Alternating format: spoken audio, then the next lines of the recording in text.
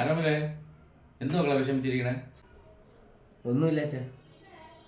ഇങ്ങനല്ലല്ല മക്കൾ, ഇങ്ങനല്ല ഇരിക്കണം. എന്ത് പറ്റി? എന്തുണ്ടെങ്കിലും അച്ഛൻ്റെ അടുത്ത് പറയടാ. ഒന്നുമില്ല അച്ഛാ, അത് അച്ഛൻ്റെ അടുത്ത് പറയാൻ പറ്റൂല. അതെന്താ പറയാൻ പറ്റാത്തത്? നിനക്കൊക്കെ എല്ലാ കാര്യങ്ങളും എൻ്റെ അടുത്ത് പറഞ്ഞൂടെ?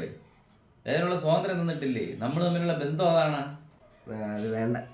എന്തോന്നടാ ഇങ്ങനെയാടാ കണ്ടിരിക്കുന്നത്? നമ്മൾ തമ്മിൽ അച്ഛനും മക്കളും തമ്മിലുള്ള ബന്ധമാണ്. നമ്മൾ തമ്മിലൊക്കെ ഇടാ പോടാ ബന്ധമല്ലേ?